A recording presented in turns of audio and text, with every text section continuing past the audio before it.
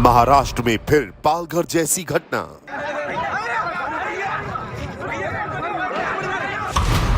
सांगली में 4 साधुओं को बेरहमी से पीटा।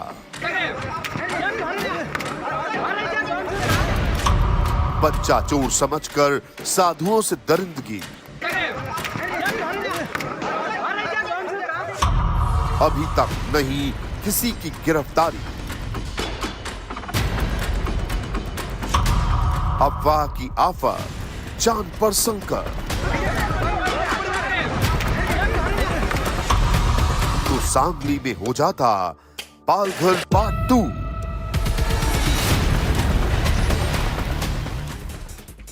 दोपहर प्राइम टाइम में एक और बड़ी खबर। महाराष्ट्र में एक बार फिर साधुओं की पिटाई। महाराष्ट्र में एक बार फिर पालघर जैसा अनर्थ हो जाता। सांगली में भीड़ ने 4 साधुओं को बच्चा चोर समझकर बुरी तरह उनकी पिटाई कर दी। पुलिस ने इस मामले में एक्शन लेते हुए 6 लोगों को गिरफ्तार भी किया है। लेकिन आप तस्वीरें में देखिए, ये साधु गाड़ी में बैठे हुए हैं, लोग इन्हें जबरदस्ती गाड़ी से निकालकर बाहर खींच रहे हैं, इन पर बेल्ट से वार कर रहे हैं। और देखिए भीड़ कितनी है। ये 4 साधु यहां से गुजर रहे थे, गाड़ी में बैठे हुए, और इन्हें जबरदस्ती खींचकर नीचे उतारा गया और फिर बैठा दिया गया। इससे पहले इनके साथ खूब मारपीट की गई। मामला एक बार फिर बच्चा चोरी के गिरोह को लेकर कंफ्यूजन का है। लोगों ने इन्हें बच्चा चोर समझा। इनके पास जो भी इनका प्रमाण पत्र था, जो भी आईडी कार्ड था, वो भी इन्होंने लोगों को दिखाया। लेकिन फिर भी लोग इन पर भरोसा करने के लिए तैयार नहीं थे। आसपास के इलाकों में बच्चा चोर गैंग की अफवाह फैली हुई है। ऐसे में जब यहां से साधुओं की गाड़ी गुजरी तो लोगों ने इसे रोक लिया और इन साधुओं के साथ मारपीट की। 6 लोग अब तक गिरफ्तार किए जा चुके हैं। तो घटना सांगली के जाट तहसील के लवंगा गांव की है। यूपी के 4 साधु कार में सवार होकर कर्नाटक से पंढरपुर जा रहे थे। रास्ता भटकने पर साधुओं ने एक बच्चे को रोका और पंढरपुर का रास्ता पूछा। बस इतनी सी बात और साधुओं के लिए ये मुसीबत बन गई। भीड़ ने बच्चा चोर समझकर पीटना शुरू कर दिया। साधुओं ने अपना आधार कार्ड, ड्राइविंग लाइसेंस तक दिखाया, लेकिन इसका कोई असर नहीं हुआ। भीड़ इन साधुओं की जान लेने पर आमदा हो गई। आप देखिए किस तरीके से जबरदस्ती से उन्हें बाहर निकाला जा रहा है गाड़ी से। किसी के हाथ में बेल्ट है और बेल्ट से भी साधुओं की पिटाई की जा रही है।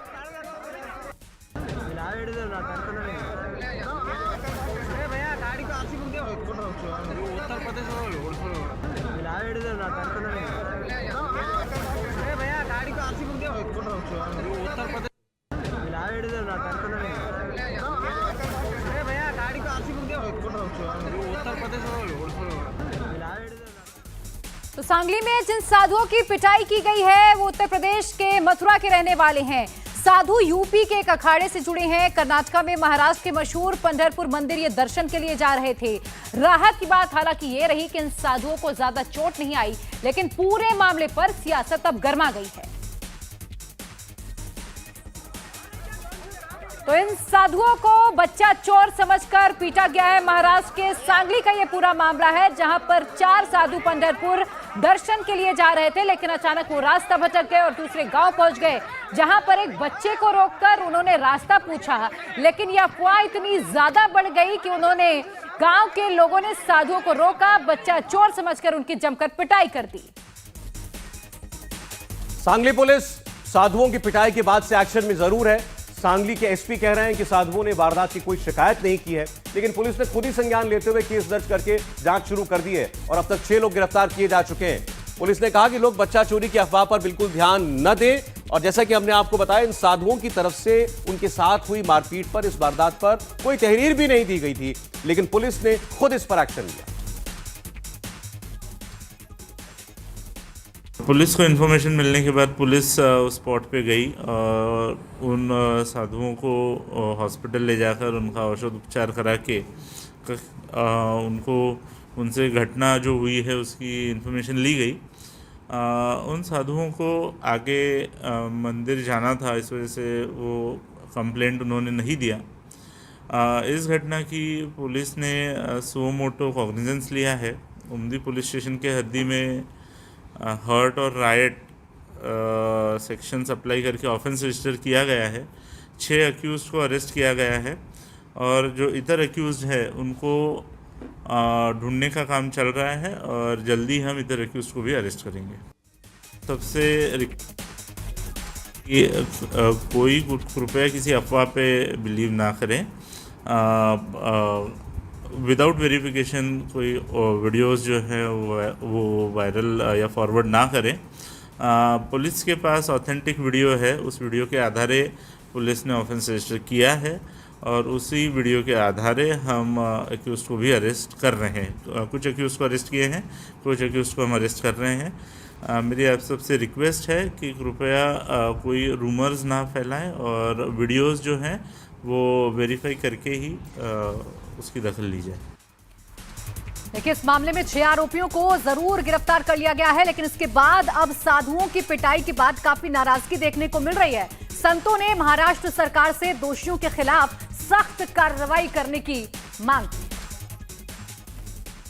सर्व संत समाज की ओर से और हिंदू बांधवों की ओर से घोर और जाहिर निषेध व्यक्त करता हूं और महाराष्ट्र सरकार से निवेदन करता हूं कि जल्द से जल्द उस भीड़ में, जमाव में जो भी लोग थे उनके ऊपर कठोर से कठोर कार्रवाई की जाए, उनको दंड दिया जाए। और महाराष्ट्र के लिए यह घटना सबसे बड़ी दुर्भाग्य है, क्योंकि पालघर साधु हत्याकांड में आज तक किसी को भी कठोर कार्रवाई नहीं हुई है, किसी को कठोर दंड भी नहीं हुआ है। और ऐसे में दूसरी बार महाराष्ट्र में यह घटना घटी है, मतलब ये अच्छी बात नहीं है। दोनों घटनाओं में मैं थोड़ा अंतर देख रहा हूं कि जो 4 संत निकले थे उन्होंने कोई पुलिस में शिकायत नहीं की, और जो पहले वाले जो 2 संत थे वो उनके लिए उस सरकार के प्रति कई बार उनको आंदोलन की धमकी देनी पड़ी और कई बार मुख्यमंत्री से कहा गया, तब जाकर के उनके ऊपर कार्रवाई हुई। परंतु दोनों घटनाओं में ये इतना अंतर होने पर भी हम उसकी दोनों का समर्थन तो कोई करेगा ही नहीं, पहली बात। और महाराष्ट्र प्रदेश जैसे ऐसे जो संतों का सम्मान होता है, वहाँ अगर ऐसी घटना घटी है और किसी अफवाहों के कारण ये वस्त्र पहनने वाले हो सकते हैं कुछ गलत लोग हो, लेकिन यहाँ के जनता को या किसी भारत के किसी भी कोने में कोई संत जाता है तो उनके किसी के प्रति ऐसा दुर्व्यवहार करने का या मारपीट करने का अधिकार नहीं है।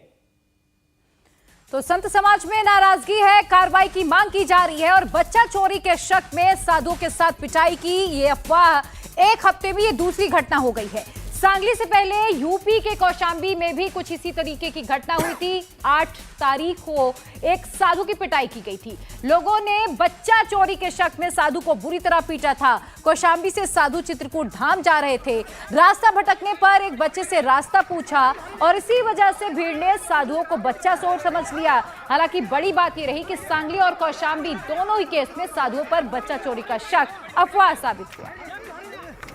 तो एक हफ्ते में 2 घटनाएं, यूपी के कौशाम्बी से कुछ ऐसी घटना सामने आई थी जहां पर 2 साधुओं की जमकर पिटाई कर दी गई थी, और अब महाराष्ट्र के सांगली से ये तस्वीरें सामने आई है जहां पर 4 साधुओं को बच्चा चोरी के शक में जमकर पीटा गया है। लेकिन आपको मालूम ही होगा, महाराष्ट्र के सांगली में साधुओं की पिटाई का कोई पहला मामला नहीं है। साल 2020 याद कीजिए, पालघर में ऐसे ही बच्चा चोरी के शक में 2 साधुओं समेत 3 लोगों की बड़ी बेरहमी से पिटाई की गई थी। भीड़ ने 2 साधुओं के अलावा उनके ड्राइवर की हत्या कर डाली थी। पुलिस ने इस मामले में करीब 250 लोगों को गिरफ्तार किया था। दोनों साधु अपनी गाड़ी से मुंबई से सूरत जा रहे थे। पालघर के गढ़चिंचले गांव में भीड़ ने उन्हें रोका, ऐसे ही इन पर बच्चा चोरी का शक किया और पीट कर उनकी हत्या कर दी। अब सांगली में एक बार फिर बच्चा चोर समझकर साधुओं की पिटाई की ये वारदात हुई है। हर कोई हैरान है, स्तब्ध है। और आपने देखा, साधु समाज, संत समाज वही कह रहा है कि पूरे देश में साधुओं का सम्मान होता है जहां भी वो जाते हैं, लेकिन ऐसी वारदात अक्षम्य है। किसी को भी कानून अपने हाथ में लेने का अधिकार नहीं है। और देखिए कैसे साधु अपने पास जो भी इनके पास आई कार्ड था, चाहे आधार कार्ड हो, ड्राइविंग लाइसेंस हो, कोई भी प्रमाण पत्र जो लोगों ने मांगा, इन्होंने उनको दिखाया भी। इसके बावजूद लोगों ने इन्हें गाड़ी से निकालकर इनके साथ मारपीट की। देखिए, साधुओं की हत्या के बाद अब महाराष्ट्र में सियासत भी शुरू हो गई है। पालघर में साधुओं की हत्या पर खामोश रहने वाली शिवसेना को बीजेपी पर पलटवार करने का मौका मिल गया है। उद्धव गुट के नेता आनंद दुबे ने कहा है कि सरकार दोषियों पर सख्त कार्रवाई करे। हम किस राज्य में रह रहे हैं, हम किस सरकार में हैं? ये सरकार एक तरफ कहती है कि हम हिंदूवादी हैं, हम हिंदुओं के संरक्षक हैं, और एक तरफ सांगली में हमारे संतों की भूमि पर साधुओं की पिटाई का मामला सामने आता है। कितने भाजपा के नेता वहां जाएंगे, कितने भाजपा के एमएलए वहां जाएंगे? देखिए, जब हमारी सरकार थी तब आरोप लगाना बहुत आसान होता था कि यह सरकार हिंदू विरोधी है, संतों की विरोधी है, साधुओं की विरोधी है। अब विपक्ष के कुछ नेता खैर इस पर बोल रहे हैं, जरूर बोले, पर बोलने के पहले अपने दिल से पूछे, अपने जहन से पूछे, क्या उन्हें इस विषय पर बात रखने का नैतिक अधिकार है? वे नैतिक अधिकार खो चुके हैं। जब पालघर में साधु हत्याकांड में हमारे साधुओं की निर्ममता से, बर्बरता से हत्या हुई, उनकी चीख, उनकी दर्द भरी किलकारियां क्या उद्धव ठाकरे ने सुनी? क्या शरद पवार ने सुनी? क्या राहुल गांधी ने अपने कान में कपास के बोले डाल के रखे थे? क्या हुआ था उस समय? उस समय इन्होंने कुछ नहीं कहा। देश के साधु संत सड़कों पर उतरे, सारे अखाड़ों ने मांग की कि मामला सीबीआई को दिया जाए। उस समय पेंगुइन सेना समेत सारे के सारे खामोश थे। तो उनको साधु संतों के प्रति बोलने का नैतिक अधिकार क्या है? और चलिए आगे बढ़ते हुए दोपहर प्राइम टाइम में बड़ी खबर जयपुर से आ रही है, जहां यूपी में मदरसों के सर्वे को लेकर एआईएमआईएम चीफ असदुद्दीन ओवैसी ने अखिलेश यादव पर बड़ा हमला बोला है। ओवैसी ने कहा कि मदरसों के सर्वे पर अखिलेश चुप क्यों हैं? चुनावों में मुसलमानों ने एसपी को सबसे ज्यादा वोट दिए थे, अखिलेश मुसलमानों की आवाज को क्यों नहीं उठा पा रहे? उत्तर प्रदेश में मैं बोलता रहा कि बीजेपी को समाजवादी नहीं हरा पाएगी। आप मेरे 190 के करीब मेरे भाषण है, जिसमें से 80-90% मैंने इस बात को दोहराया, उसमें सच साबित हुआ। समाजवादी को जितना मुस्लिम वोट मिला शायद ही उनकी हिस्ट्री में इतना मिला होगा। और अखिलेश यादव, मैंने कहा था कि इनकॉम्पिटेंट लीडर हैं, वो नहीं हरा पाएंगे भाजपा को, सच साबित हुआ। तो अब लोगों में उत्तर प्रदेश में ये अवेयरनेस पैदा हो चुका है कि भाई हमने इनको वोट देकर अपना ही नुकसान कर लिया, क्योंकि कोई आवाज़ उठाने वाला नहीं है, कोई नाइंसाफी के खिलाफ बोलने वाला नहीं है। अब जैसा मिसाल के तौर पर मदरसों को, मस्जिदों को इलाहाबाद में बुलडोजर लगाया गया, कभी रिएक्ट नहीं किए। इंडिया टीवी हर वक्त हर जगह डाउनलोड करने के लिए सर्च करें India TV news Google play store या ऐप स्टोर पर।